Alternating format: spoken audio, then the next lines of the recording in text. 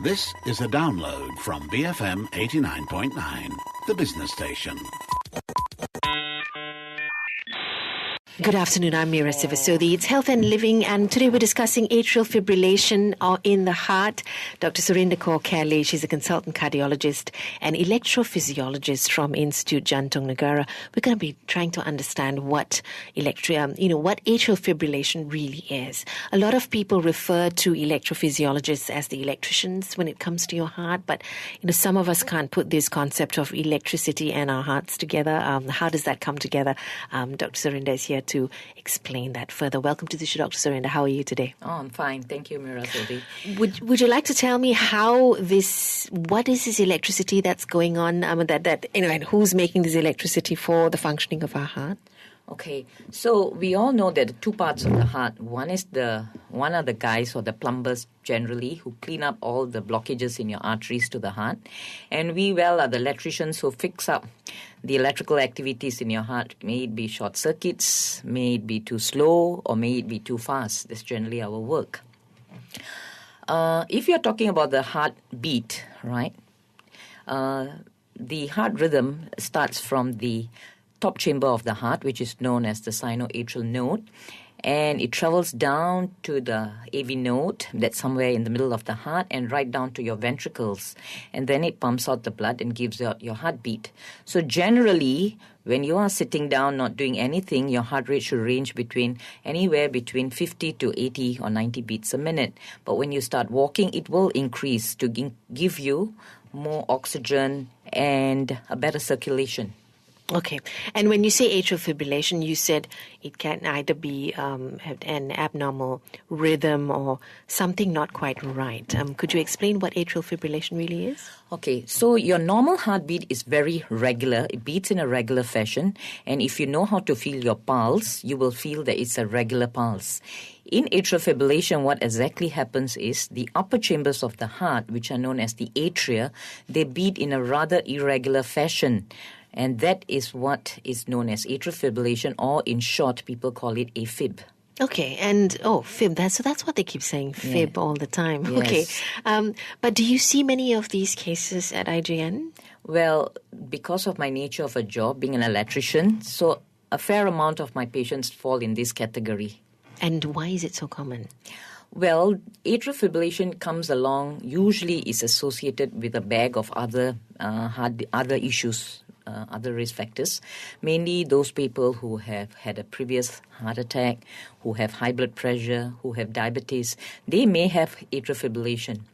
And that forms quite a fair amount of our group of patients that we see in IJN. So they have an abnormal heart rhythm? Yes, sometimes they will have an abnormal heart rhythm. Okay. And could it be congenital as well? Can you be born with atrial fibrillation, meaning something not quite right with the heart? If you have some structural abnormalities from the beginning when you're born, then there is a possibility. But generally, it is acquired along the way when you're associated with other diseases of the heart. And I understand there are many types of abnormal heart rhythms, and atrial fibrillation is one of the most common ones? Yes, atrial fibrillation is the most common arrhythmia a patient seeks for treatment for palpitations at the hospital. Okay, and is the prevalence very high in Malaysia? We don't have the exact numbers because of our epidemiological data is not there at the moment. But generally, if you look at the world, it's about 0.4 to 1% of the population that has atrial fibrillation, and it increases as you get older. The prevalence increases. At the age of 80 there's an 8% prevalence in the age group of 80 and above. Okay, so what's the big deal, Dr. Surinder? If you do have an abnormal heart rhythm, can't we just live with it? Now, if you have atrial fibrillation, what is worrying about patients who have atrial fibrillation is the association with stroke. And the strokes that are associated with atrial fibrillation can be very, very devastating. So it's very, very important that when you have been diagnosed with atrial fibrillation, that you should seek an advice of your doctor to see what treatment needs to be done. And how would you know you have an abnormal heart rhythm? Generally, patients, when they have atrial fibrillation, what they feel will be they'll feel their heart beating very fast, or when they walk, they feel tired. But for some people, it's just picked up on an incidental ECG when they go in for a medical checkup. Is it very clear from an ECG that somebody is experiencing atrial fibrillation? Now, because the atrial fibrillation may not be there all the time, all right, so it doesn't mean that you don't have it on that ECG, you're not having atrial fibrillation, because it can be paroxysmal. That means it comes and goes. So the day you go and see the doctor, at that particular time, your ECG may be in sinus rhythm, but you may be having atrial fibrillation. So a lot of them go undetected as such. Exactly. But, then what do we do? Is there any other way of making sure that, most of us who do have atrial fibrillation pick it up? So generally, when a patient has atrial fibrillation, what they will have is they will have symptoms of palpitations, and they will go seek a doctor's advice. And usually what the doctor will do, they will give them some recorders which will be able to pick up these episodes of atrial fibrillation. There are many, many kinds of recorders. If your symptoms are more frequent, then the recorders are given for a shorter period of time. But if the symptoms come after a longer period of time, then you have to give them recorders that can pick it up for a longer period of time. So you have recorders which are given on a daily basis. You have recorders which can be given up to 2 weeks. You have recorders which can be given up to a few months. And currently, in fact, there are screening tools. In fact, people have watches nowadays which you can pick up this atrial fibrillation. So do you think our wearable gadgets can actually pick this up? They are, but the one that is FDA approved is known as a Cardia, which is a screening, which is a gadget which can pick up your ECG just by using your fingers. I see. And should all of us go out and get one now? Even if 1% of the population perhaps has atrial fibrillation? I don't think everyone needs to go get it. But if you are above 65 and you do have palpitations and your doctor can't seem to pick it up, it's a good gadget for you to go and get one. But how do you know you're not having an anxiety attack, or it's just something that's very emotionally, linked? I mean, we all have palpitations. We imagine we have palpitations at least. Or is our idea what palpitations are and yours differ? Yes. So generally, if anxiety and AF, there will be a bit of a difference. You can see a patient who complains of palpitation and has other risk factors associated with, you will probably look very hard to find out what the patient is complaining of, and you would use tools to confirm that what the patient's palpitations are, whether it is atrial fibrillation or is it something else. But your cardiologist will be able to tell that. Yeah, exactly. If we don't go to, most of us, the first port of call is not the cardiologist, Dr. Surinder. I mean, our GPs trained to pick this up, and if it's not detected very easily as well, I can imagine even the GPs would miss it, right? I mean, what is your advice to general practitioners or other doctors to be on alert, looking out for atrial fibrillation?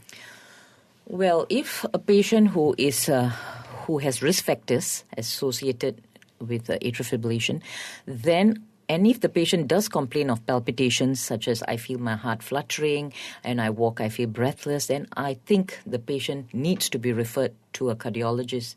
And henceforth from there, we can take over and see what is exactly the patient's complaints and try to screen for atrial fibrillation. Okay. As I told you, the atrial fibrillation may not be there all the time. It comes and goes, so it might be needed to be screened. Okay. So an ECG will be able to tell whether or not you could be a possible candidate. That's if it's picked up during an ECG. Yeah, exactly. Okay.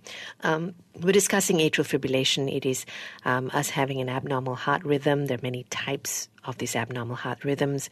Atrial fibrillation is the most common one. As Dr. Surinder explained, our hearts beat about 50 to 80 to 90 beats per minute. That's very normal. Perhaps anything more than that may be of some cause for concern. You may want to see your doctor. And basically, atrial fibrillation is it's the atria, the top part of the heart that actually beats in an irregular fashion, and that's what actually is going on.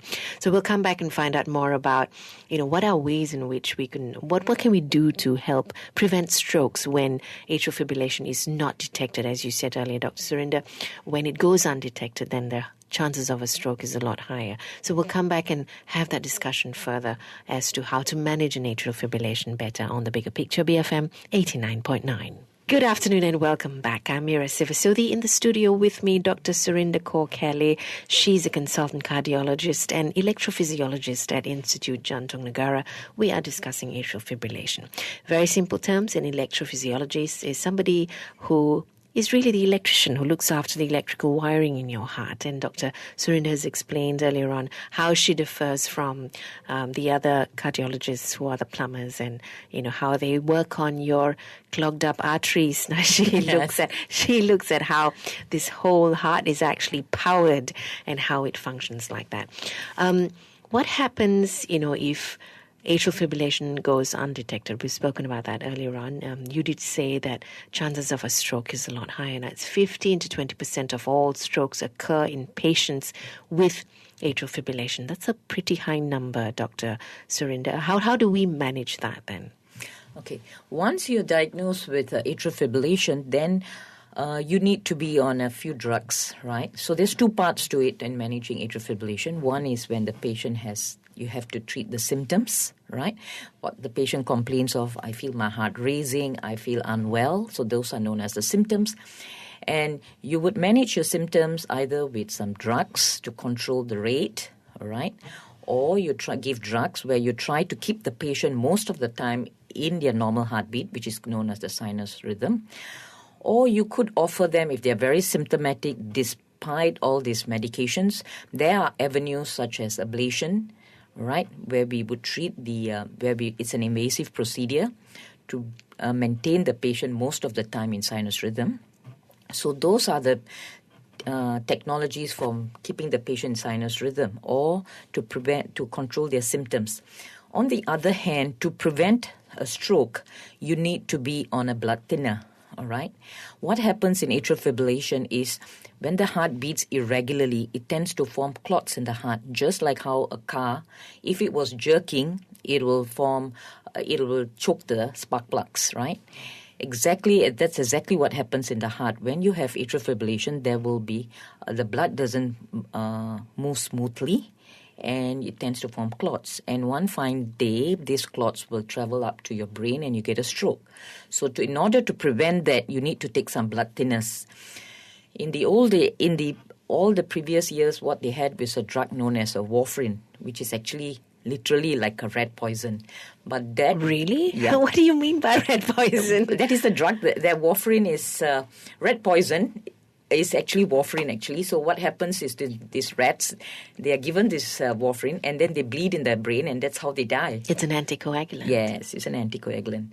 So the thing about warfarin is you got to go back to your doctor very frequently to maintain it at a certain level, within 2 to 3. And 2 to 3. That's the range INR of a 2 to 3. And that's a very difficult range to maintain. All right? So these days, in the last 10 years or so, we have new drugs that have come on board, which are also oral anticoagulants, but which are much easier to take. You do not need to visit your doctor so frequently to get your blood tested. And you can eat anything. There won't be drug-drug interaction as much as with warfarin. And they are known as the newer oral anticoagulants, all right?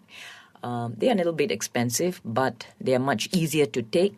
And they do not need much monitoring as compared to warfarin. So that's one of the main treatment for stroke prevention at the moment for atrial fibrillation. Of course, there are other ways. There are non-pharmacological ways which we can, if a patient can't tolerate these oral anticoagulants, then there is a non-pharmacological way where we can occlude a little chamber in the left atrium, which is known as the left atrial appendage, where the clots love to sit. And we can occlude that, so you can obviate the need of taking an oral anticoagulant, and that's what we call is a watchman. What is the advantage of a left atrial appendage occlusion, which is to insert? What are you inserting again? What we are doing is in the left atrium, there is a little chamber which is known as the left atrial appendage.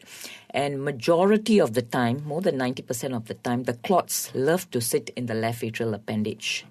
All right? So by removing the left atrial appendage from by excluding it out of the whole scenario, by putting an occluder, you are actually reducing the risk of stroke. You do not need to take oral anticoagulant. It removes the need of taking an oral anticoagulant by putting an occluder in the left atrial appendage. Right. And people who would be suitable for, or people whom you would recommend left atrial appendage occlusion would be those who are not very successful with medication? Exactly. Those who have many reasons why they can't take these anticoagulants. Maybe they have kidney failure or they bleed easily. Then this would be an ideal option. Okay. You said something about Watchman. Could you explain to us what that is? So what a Watchman is what we call a left atrial appendage occluder. In atrial fibrillation, majority of the clots, in fact more than 90% of the clots, were found to sit in the left atrial appendage, right? Mm-hmm. So by occluding the left atrial appendage, you are reducing the risk of stroke. And Watchman is a device which is done invasively, percutaneously, and it closes off the left atrial appendage. How so? Is it minimally invasive? It is minimally invasive. Okay. The procedure is done under general anesthesia, and you have to get admitted a day before. It needs an echo to be done to properly size the left atrial appendage, and after that, we will introduce percutaneously the device and seal off the left atrial appendage. It's an umbrella-looking device that closes off the left atrial appendage. When you say percutaneously, it almost sounds like an angioplasty. Exactly. It's something like an angioplasty. Okay, but it's done... it's under general anesthesia, though. Yes. In an angioplasty, it's not, though. No. Okay. The reason reason it's been done under general anesthesia because it needs a transesophageal echo. Which is an echo that is put in through your esophagus, all right, so that you can see the chambers of the heart much clearer than it would be just if you were to do an echo the general way, all right, so that you can because the appendage is not very clearly visible on a normal transthoracic echo. So this is a transesophageal echo where you have to, it's like literally like going in for a scope when you have a gastric problem. Okay. Right? It's literally the same. So it's very uncomfortable to do a procedure with a patient having a scope through your mouth and then you are from the groin putting in a sheath. So that is why it's done under general anesthesia.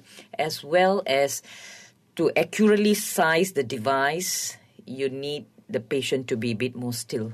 Okay, and so it's like how you would insert a dye for an angioplasty before you actually,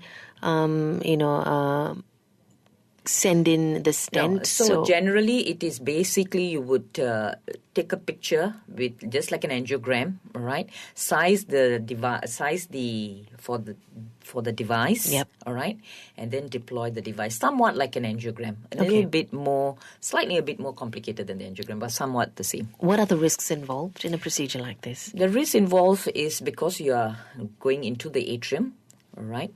There is a risk that you may perforate the left atrial appendage while doing the procedure, or there might be a risk of a stroke. That risk comes to a region of about 1%. And the success of this procedure is in the region of about 95%. And I understand not everybody has this Watchman technology? No, not everyone. Yeah. IGN being the first in the region. Yes, IGN is one of the first in this region. Okay. Have you done it? Have you used Watchman to fix these atrial fibrillation? Yes, I have done a fair amount of Watchman. What's that been like? What's it been like working with a slightly different way of removing the left atrium? It is. I find it very rewarding for patients who can't take anticoagulants, and who at least there is an option of doing a non-pharmacological method of reducing their risk of stroke. And if not, the risk of stroke is high, and at least they get a method of where they can, is similar to the risk of reduction of stroke as if you were to take an oral anticoagulant. It's interesting, earlier on you spoke about how clots are prone to be in the left atrium. What about the right atrium? What's going on there? No, so the atrial fibrillation actually starts off in the left atrium, and there is a pouch there, which is a left atrial appendage, and these clots have been found to mainly sit in the left atrial appendage. Okay, so what happens in the right atrium? There is a right atrium, I'm sure. Yeah, there is a right atrium, but they predicatedly, because the atrial fibrillation starts in the left atrium, they sit there in the left atrial appendage. Sure. How has the Watchman device improved how you manage, atrial fibrillation? How have patients taken to this procedure? Are they doing well? Are the outcomes good? What's been that experience like? So the experience at IJN, we have the outcomes are very good, right? We find that patients who can't take oral anticoagulants really benefit from this procedure. And is there a downtime? Does it take a long time for them to recover? The procedure as per se, to put in the Watchman is very fast. It can be as fast as 20 minutes, but it's the preparation that takes time. By the time they come to the lab, they have to be prepared for general anesthesia. The lines have to be set. But per se, the procedure is very fast. Okay. And does it require a repeat procedure later on? It doesn't require a procedure coming into the lab, but they definitely need a transesophageal echo to see whether the device is sitting well, whether it has sealed off, and whether there are any more thrombus or clots sitting in the left atrium. And does the device have a lifespan? No. What happens is once you put the device in, it endothelizes. That means it blends in with the lining of the left atrium. So it naturally removes that out pouch from the equation of getting a stroke. There's no more left atrial appendage anymore. So there is no appendage in the left atrium for the clots to find a place to go and sit. Okay. And is this like a synthetic device, or is it a... It's a Nitinol device. What does that mean? It's made of a Nitinol material, all right? So it eventually gets endothelized. Okay. It's like a stent. It's like the stent. Right, okay. And there are many types of these devices, I'm assuming. There are a couple of other brands in the market, but the one that IJN uses is the Watchman. Okay. Is it a very costly procedure? It's about the cost of if you were to go for an angioplasty. Okay. All right. Fair enough. Not too bad, I'm assuming. Not too bad. The fact that if you were to have a stroke, it'll be even more expensive to handle a person who has a stroke. You may have to send him to a nursing home. You got so many other people to take care of him. This really takes the equation out of the. Are there people who should not be going under the Watchman procedure? Or is everyone a candidate? Not everyone is a candidate, because there are certain conditions wherein you may have a prosthetic valve sitting in the heart, right? You may have had a mitral valve replacement, and in those cases, if the left atrial appendage was not removed during the surgery, they will not be a suitable candidates for a Watchman. Okay. So there are people who will not be suitable for it. If anyone were to have this conversation with their cardiologist, what are some of the key questions they should be asking in regards to atrial fibrillation and the left atrial appendage occlusion? What are some key questions? Because I'm sure not everybody is trained to do this Watchman procedure, for an example. You need to be doing enough of these procedures to be comfortable with it. How long have you been doing this? Well, I've been doing it from we started way back in 2010. We've been doing it since then. That's a long time. Yeah. That's a very long time. So key questions that you should be asking or exploring if the pharmacology path is not working for you to manage atrial fibrillation. What are some of the questions you should be asking your doctor? Well, you could ask your doctor, if they're not suitable for oral anticoagulation, they find that they are bleeding most of the time, or their kidneys are not doing well, that the doctor says that you can't take the newer oral anticoagulants. You may have to take warfarin, or you are having frequent falls, and you forget to take your medications. This will be the ideal patients who may benefit from a Watchman device. Okay, Dr. Surinder, although you get rid of that left atrium, clots can still form in other parts of the body, right? Exactly. So it's not really a full solution to atrial fibrillation, really. Yep, you're absolutely right. But when the studies that have been done with warfarin and compared to Watchman, they were non-inferior to the warfarin. Okay, all right. So suggesting that they're as good as taking warfarin. So someone who had a high risk of a stroke and needed to be on an oral anticoagulant, whether you gave them a warfarin or you gave them a Watchman, they will do equally well. In fact, once the procedure is done and they have passed over the period of the complications, they appear to be much superior than they were to take warfarin. I see. Okay, so that's a slight advantage there. Yes. But so I suppose only if non-coagulants don't work for you, then Yes. this is an option to reduce the risks of strokes. Nobody's saying you're going to be free of any Exactly. risks. It just reduces it. Okay, fantastic. What will be your message on atrial fibrillation? Well, the most important part of atrial fibrillation is, of course, stroke prevention.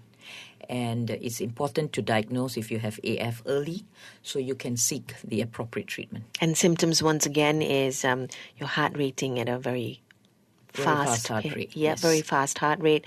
You feel tired. You have palpitations. Yep. You feel you can't walk. You get breathless easily. That would be some of the main symptoms. Thank you very much for joining me today. Dr. Surinder Khelae, she's a consultant cardiologist and electrophysiologist from Institut Jantung Negara, speaking to us about atrial fibrillation on The Bigger Picture, BFM 89.9. Thank you for listening to this podcast. To find more great interviews, go to bfm.my or find us on iTunes. BFM 89.9, the business station.